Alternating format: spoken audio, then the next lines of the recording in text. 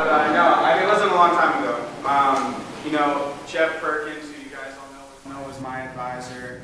I was, very close with Andy and Jen. I lived in West. Yeah.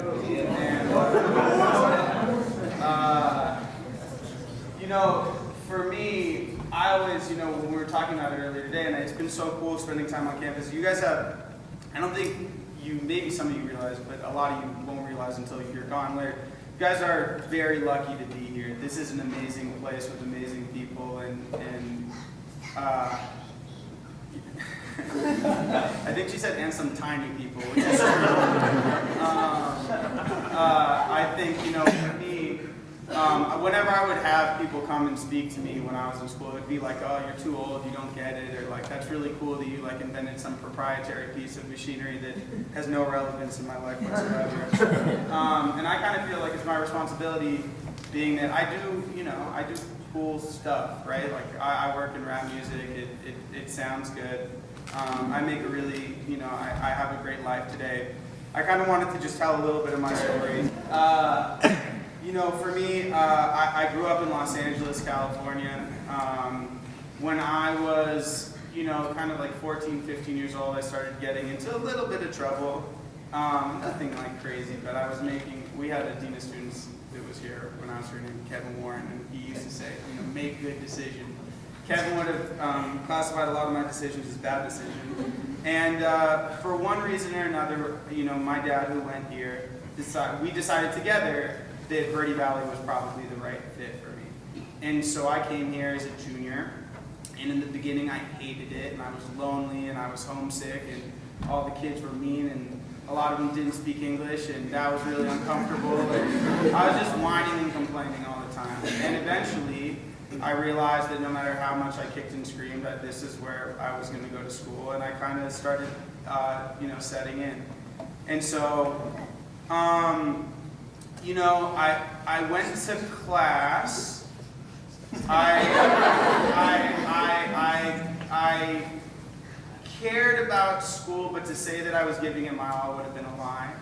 And for the first time in my life, I had people, that were here that I wasn't going to get away with the same old stuff, right? Like when I don't know if any of you went to other high schools before you came here, but you're under a little less, you have less of a support system than you do here, right? When you're here, you start getting in trouble, and you start, people take notice of the fact, and for me and the people that I was in school with, we were kind of goofing off and thinking that life was, that we were going to get away with it, and some people didn't, and some people got expelled, and some people didn't make it, and that was kind of a wake-up call. And I remember I had a teacher who came to me, and she gave me kind of like a real honest chat, and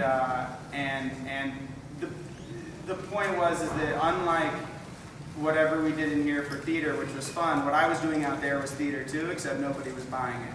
Everyone knew that kind of what I was up to, and I had people that were loving enough in my life that were here, that were faculty, that were like, listen, it's your life, what you do with it is your decision, but you might not graduate if you continue that stuff up. And so what I did was I hunkered down, and I put some stuff down, and I started making different life decisions, and I graduated with the top GPA in my senior class here from Verde Valley. Yeah. And it was great, and I had a girlfriend, and she was beautiful, and Andy did not think I deserved her. And he was right. And I went to college. I went to the University of Texas at Austin, which was like a completely different experience from being here, right? Like here I graduated, I think there was 22 students in our high school class, and then when I went to my freshman year, I had 12,000 in my freshman class. So it was a pretty big transition. And I went back into making bad decisions because it was a little bit, in some ways I was so much better prepared by virtue of going to Verde Valley. I knew how to do laundry, I knew when I wanted to, how to wake myself up to go to class. But I didn't, some of the support that I had here, the people that were looking me in the eyes saying, you got to stop doing the things that you're doing, they weren't there. And I got really into drugs. And I ended up, I have these top 2 teeth are fake. I had this with my bottom of my lip replaced. I ended up in jail for something that I didn't think I did, but I did. And I'm glad my dad is laughing. It's like y'all were all waiting for my dad to laugh before y'all thought it was okay. And life was pretty bleak and pretty miserable. You know, I was irritable, restless, and discontent. I was, you know, I got arrested on campus. As cool as that it was not cool. It was humiliating. It was awful. And I would end up in hospitals for reasons I couldn't recall, and I have to call and lie to my parents and tell them. I remember one time I told my mom somebody put something in my drink. The thing about it is I'm like 6'3", 230 pounds, so whatever you put in, it would have had to be a lot for you to drink. The fact is it was by virtue of my own bad decisions. And I tried to get sober, and when I went in to try to meet people that were sober, it's kind of like similar situations to what I was explaining before. It was like a 45-year-old person who was telling me that they woke up and drank Jack Daniels, or somebody talking about how they were smoking meth. And the fact of the matter is that just wasn't my story. Like, I couldn't relate to that. I didn't drink Jack Daniels in the morning. I just partied like the rest of the college kids. Except they never went to jail. They like woke up without teeth. So I had karma had me on a short leash, I guess. So anyway, somewhere along the line, I'm going to college. I'm trying to figure out how to, stay in school and, help pay for my living expenses. So I'm working 3 jobs. I'm selling cable and advertising door to door. I'm selling cable and internet door to door. I'm selling print advertising, and I'm waiting tables at a steakhouse. And I'm just doing whatever I could, trying to live life like Jay-Z. And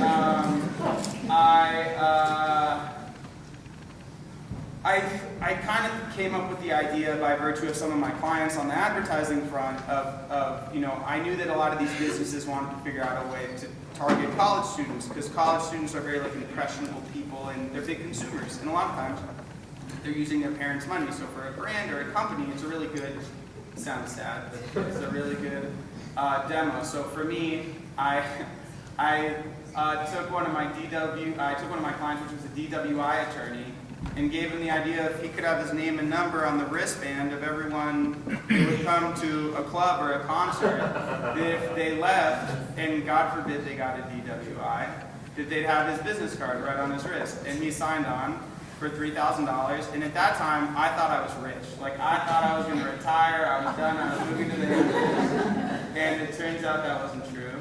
But I kind of took that money and I booked an artist named Afro Man. I don't know if anybody...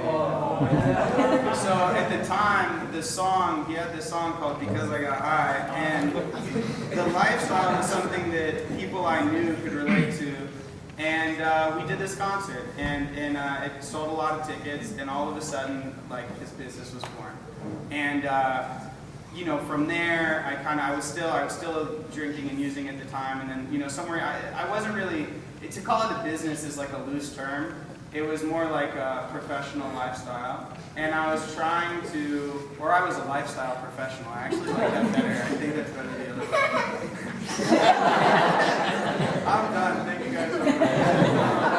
I think, for me, things got bad. School wasn't going so great, and I, jail, a couple of hospital experiences, parents being like, "What's going on?" And I got sober in October of 2009, and that was the last time I ever drank or used any drugs. I'm not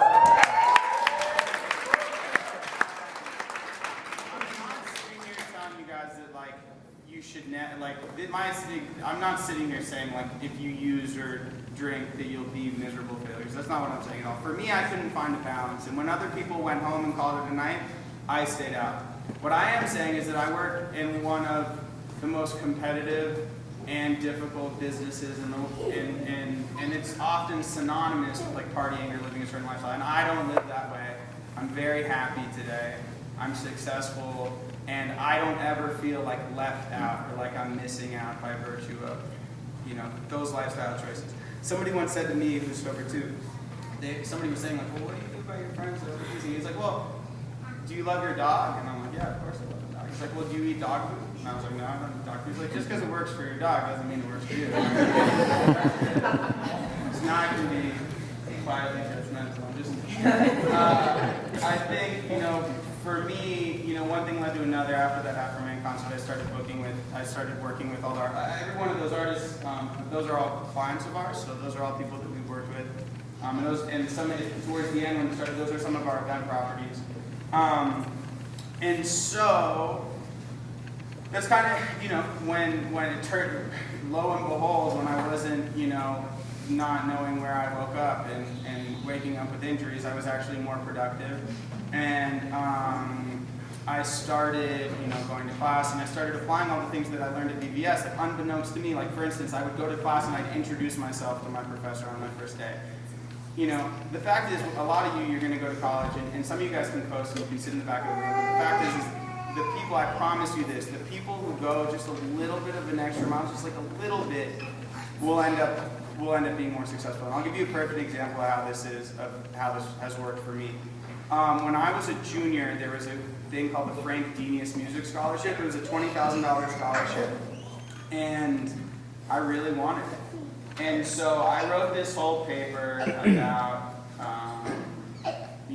I was already in the music business, and thus I deserved it, and kind of explaining, not in an arrogant way, but just kind of explaining why I felt like I was deserving of the scholarship. And before I went in, I was like, who's eligible for the scholarship? And they were like, well, it's the entire College of Communication, which is 15,000 students. I was like, how many people win? They're like 5. All right, so 5 and 15,000. We'll see what happens. And I applied, and I won. And I asked them at the end, I said, how many people applied? 6. 6 people applied. So I feel really bad for the one person. I hope that they don't know that 5 out of 6. I've rather been saying that, but I think if I didn't bring it up, I would be for me, that's just kind of an example of something that I applied from VVS. I think VVS shows you to show up and to just to be present and to insert a little bit of yourself into everything that you do. We talk about environmental stewardship, and there are a lot of things that, even now, I was sitting with Paul yesterday, Paul and Logan, and we were talking about it. Paul was kind of explaining to Julian and to Mike and to Benny, what VVS is all about. And as I was listening to him, I was like, oh my God, yeah, it is, yeah. Because some of these things get so ingrained that you forget. So anyway, I met Benny, and Benny and I are, in a lot of ways, kindred spirits, and he's written a couple of songs that you guys have heard of. And so he and I were talking and trying to figure out this road trip, and he was like, yo, I'm going from New York to LA, and I was like, we should stop in Sedona. He's like, I love Sedona. I was like, I live there. And so I try to come back as often as I can, and so Benny's here, and Benny brought Mike, and Mike is a guy that I've known on and off through the years, and who I am a fan of his art as well. And Julian, we just met, but Julian worked in a drug and alcohol treatment center, so we had a lot to talk about when we came here, so that subject matter. And Logan, obviously, being that, that's one of my best friends in the world, and we met here on this campus.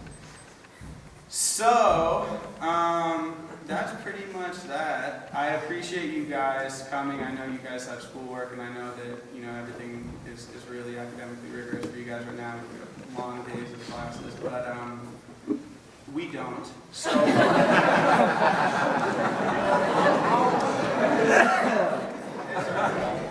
all right. Trust me, I would trade some of my days for a long day class. I guess we're going to be hanging out here after. If anybody has any questions about music or ideas or business or VVS or anything, yeah, that's Logan. You want to?